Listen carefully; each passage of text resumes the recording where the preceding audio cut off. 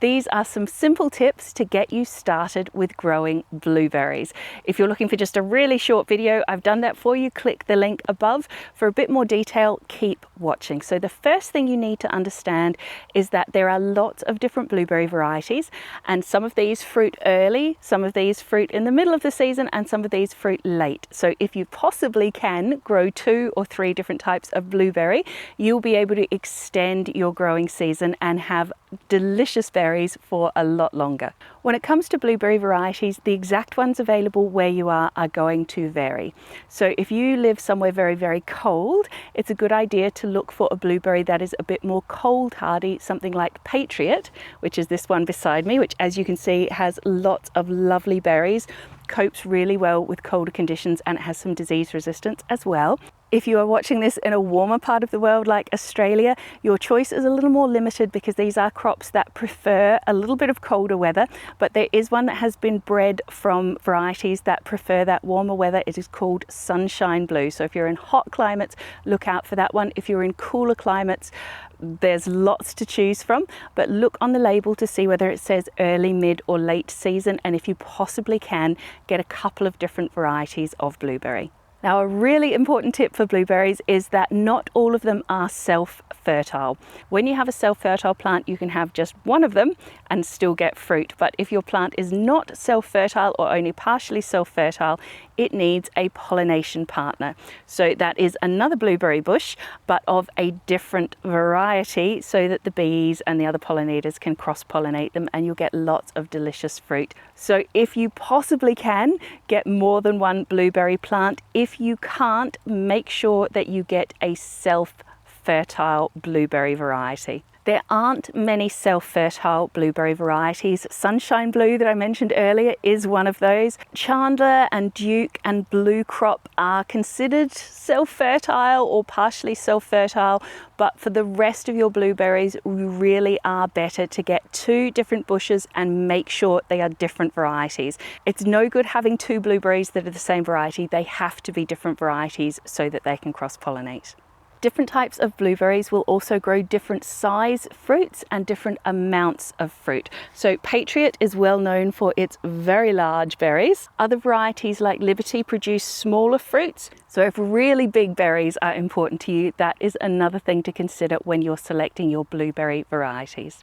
Blueberries like full sun, plenty of water, and soil that is rich in organic matter. But blueberries are incredibly fussy about their soil. They must have acidic soil, so ericaceous compost. The ideal pH for blueberries is between 4.5 and 5.5, so that's really quite acidic.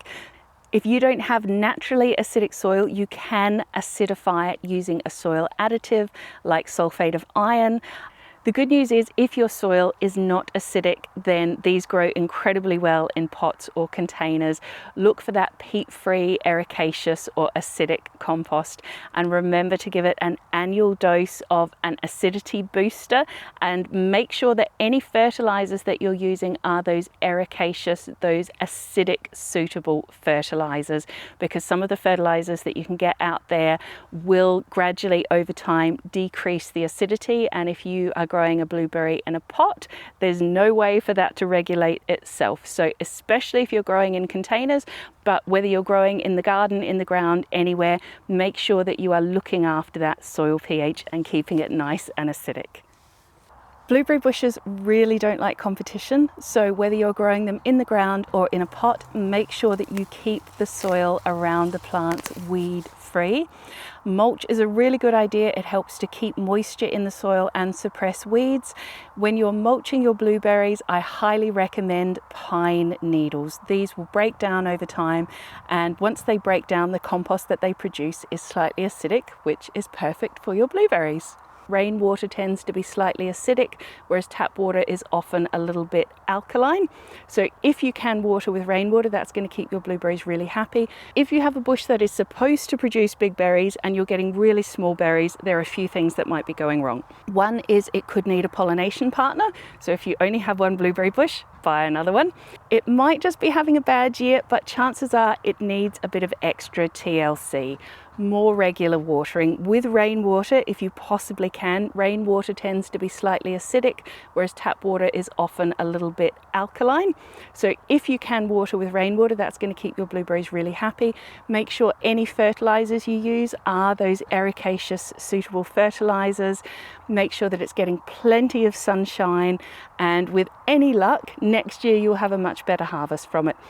If your blueberry plant is really young, it will not produce as much fruit as a more mature plant, and sometimes the size of the fruit that it produces will be different than what it will produce as a mature plant. Sometimes they'll be smaller, a lot of the times they'll actually be a little bit larger. Blueberries are very slow growing, so buy the biggest blueberry plants that you can find, that you can afford. You can grow these from cuttings, but again, they're really slow growing. The bigger the bush you have, the more fruit you get from it. So if you don't have time to wait, get yourself as big a plant as you possibly can. This plant beside me was grown from a cutting about 7 years ago. So that is going to give you an idea of how slowly they grow. And I should say I'm sitting on the ground beside it. This is only about 4 foot tall. We are not the only things that love to eat blueberries. I am sitting inside a fruit cage to protect all of my berries from hungry birds. If you don't have that luxury, a little bit of bird netting. You can try the little bird scarers, the shiny things that move around and scare birds off. I know some people have had good success with sort of fake birds and bird kites and things like that. In my experience, bird netting is more effective than bird scarers.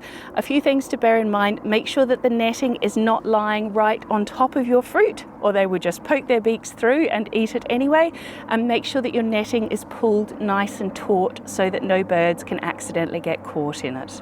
If you can build a little frame around your blueberry plants, or put them against a wall and build a frame up against the wall that you can stretch your bird netting on, that is the easiest solution for it. We are back in my garden at home so that I can show you my Liberty blueberry bushes.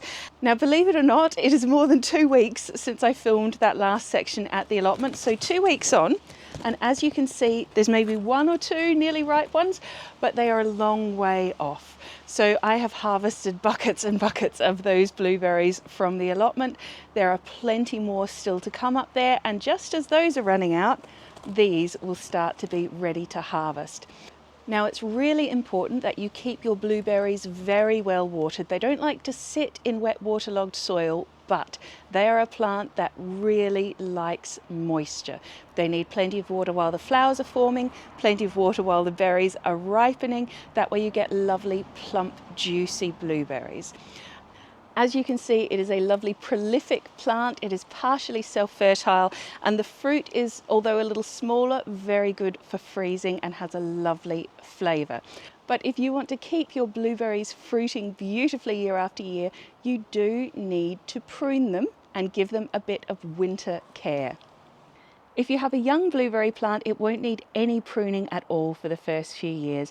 But as your plant matures, it's important to try and keep a balance of old wood, medium-aged wood and young wood. And I'll show you exactly what I'm talking about. So if we just look at some of these woody stems, you can see here this beautifully textured older branch. Beside it, we have a younger branch, and both of these have fruit on them. And just in front is a new branch, vibrant green and no fruit. So you're aiming to have about a third old wood, a third medium-aged wood, and a third young wood. So every winter you're pruning about a third of those older branches out. When you're looking to prune out your older wood, you would follow that branch right down to the base, and you're looking for a little bump on the wood like that. That is a little bud which will grow into a new branch given time. Finn is just eating the blueberries back there. They're green, Finn. Let them ripen. What you doing? Blueberries are really good for dogs. They are better once you let them ripen though, buddy.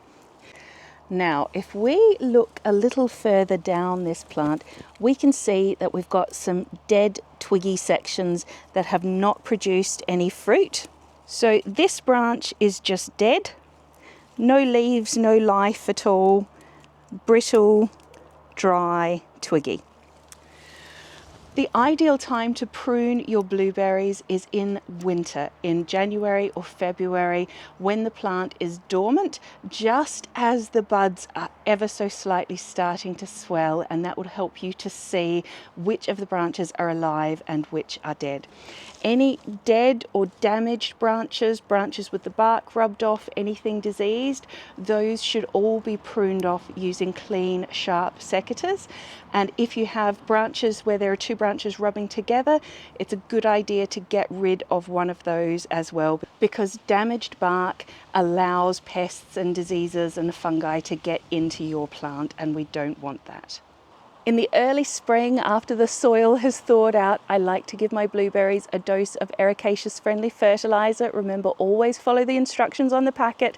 Don't over-fertilize your blueberries or they won't fruit as well for you. But I do like to give them that dose of fertilizer once a year, and then I give them a good mulch with ericaceous compost. Blueberries like lovely, organic, rich soil that helps to hold that moisture. Moisture is really important to them. And this is extremely well-drained soil here. And as you can see, they are flourishing. So that mulch really helps. And then keeping on top of the watering. Then all you need to do is make sure that you pick those gorgeous blueberries and enjoy them at their very best. Blueberries are a superfood. They're packed with antioxidants. The plants are easy to grow and absolutely gorgeous. They reward you in spring with beautiful little bell-shaped blossoms. They're packed with fruit in summer, and then in the autumn they explode into gorgeous color. The leaves go beautiful ruby red. What more could you want in a plant? I really hope, if you aren't growing blueberries yet, that you will start, because they are so delicious. Get yourself some blueberries and start enjoying these delicious antioxidant rich superfood berries in your own garden at home. Thank you so much for watching. I'm going to be back really soon with another video, and in the meantime, happy gardening.